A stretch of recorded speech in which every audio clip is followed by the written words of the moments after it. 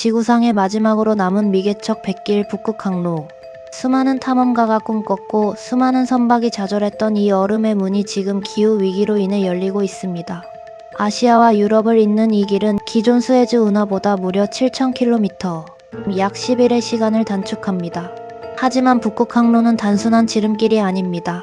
이곳에는 세계 미발견 천연가스의 30%, 석유의 13%가 묻혀 있으며 지금 이 순간 러시아, 미국, 중국 세 강대국 간의 해상 패권 경쟁이 불붙는 지정학적 전선입니다.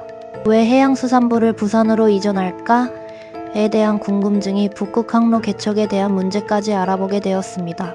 우선 북극항로를 둘러싼 삼국 러시아, 미국, 중국의 치열한 전략을 분석하고 이 거대한 경랑 속에서 해온 조선, 강국인 대한민국이 취해야 할 가장 현실적인 생존 전략은 어떤 것이 있을지 생각해 보겠습니다.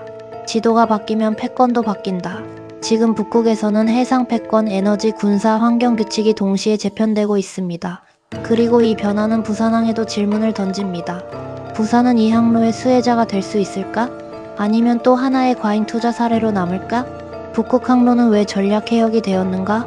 북극해는 더 이상 중립적 자연 공간이 아니다. 기후 변화로 인한 물리적 제약의 붕괴가 일어나고 있습니다. 북극의 평균 기온 상승 속도는 전 지구 평균의 2에서 4배입니다. 얼음이 완전히 사라졌다가 아니라 상업 항해 가능한 기간이 생겼다는 것만으로도 모든 것이 달라졌습니다. 이제 여름철에 일반 선박도 세빙선의 도움 없이 운항할 수 있는 구간이 늘어나고 있다는 것입니다. 전 세계의 90% 이상이 해상길을 이용해 물류를 이동하고 있습니다. 그러나 글로벌 물류는 이미 한계에 도달했습니다. 세계 물류는 스에즈 파나마 운하에 과도하게 집중되어 있습니다. 2021년 에버 기브노 좌초 사례처럼 단 한 번의 사고로 글로벌 공급망 전체가 멈출 수 있습니다. 북극항로는 단순히 비용 절감을 넘어 지정학적 리스크를 분산하는 유일한 해상 대안으로서 의미가 큽니다. 또한 북극은 거대한 자원의 보고입니다. 특히 러시아는 이 항로를 자국 내 자원 LNG, 석유 등을 실어 나르는 전용 수출 인프라로 활용하고자 합니다. 북극항로는 우연히 열린 길이 아닙니다. 기후, 물류, 자원, 지정학이 동시에 작동한 구조적 결과입니다. 그래서 지금 북극은 경제항로이자 지정학적 전선이 되었습니다. 전 세계가 주목하고 있는 북극항로 개척 주요국들의 움직임을 알아보겠습니다. 북극항로를 대하는 러시아와 미국의 전략은 출발점과 목적 자체가 다릅니다. 러시아는 이미 가진 길을 통제하려 하고 미국은 상대가 독점하지 못하도록 견제하는 전략입니다. 북극항로를 자국 영해 기반의 국가기관 인프라로 규정한 러시아는 국제공해가 아닌 러시아 관리 항로로 운영하려는 입장입니다. 통과 허가 의무 이용료 부과 러시아 선박 우선 정책들을 실행 중에 있습니다. 러시아에게 북극항로는 선택지가 아니라 국가 경제를 떠받칠 핵심 축입니다. 러시아는 항로를 실험하는 단계가 아니라 이미 돈을 벌고 있는 단계에 있습니다. 야말 LNG 프로젝트를 만들어 북극의 자원을 개발하여 전용 세빙, LNG선을 이용해 북극항로로 운항하는 핵심 프로젝트입니다. 러시아는 북극항로 개척의 핵심을 세빙선으로 보고 있습니다. SMR이 적용된 원자력 세빙선을 세계에서 유일하게 보유하고 있고 이미 40척 이상 세빙선을 운영하고 있습니다. 또한 연중 항로를 안정적으로 관리 운영할 수 있는 체계를 구축하는 것을 목표로 하고 있습니다. 이는 단순 물류가 아니라 항로 통제, 군사적 존재감, 구조군한 독점까지 포함한 전방위 전략 자산입니다. 이제 미국의 입장을 알아보겠습니다. 독점은 절대 허용하지 않는다. 북극항로는 국제항로여야 한다. 북극항로의 국제화를 주장하고 있습니다. 전 세계의 경찰을 자처했던 미국은 북극항로에서도 경찰의 역할을 원하는 듯합니다. 미국은 항로 운영 주체가 아니라 규칙과 질서의 설계자 역할을 노립니다. 미국의 가장 큰 약점은 세빙선 부족입니다.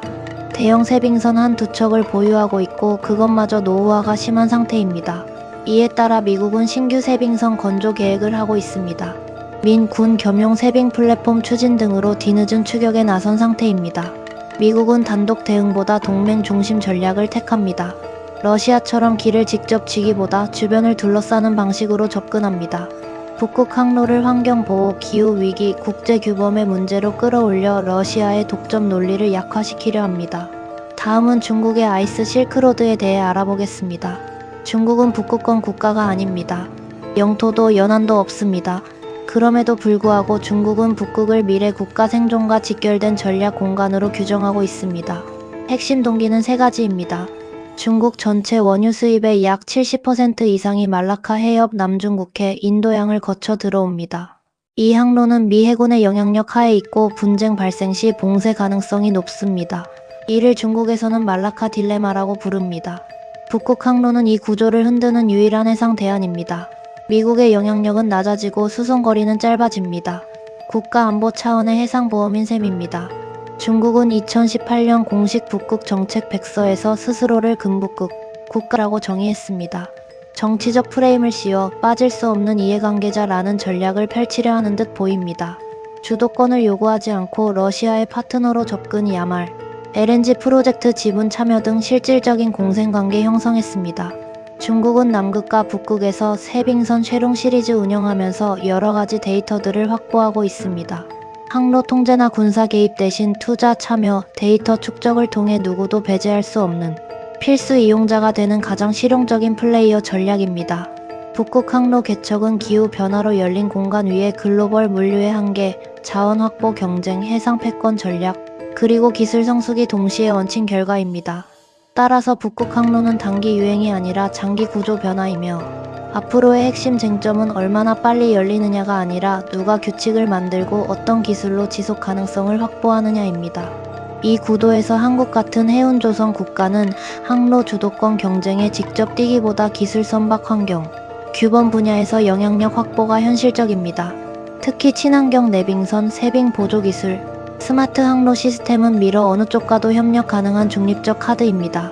그리고 허브항만 구축 또한 대한민국에서 노려볼 만한 목표입니다.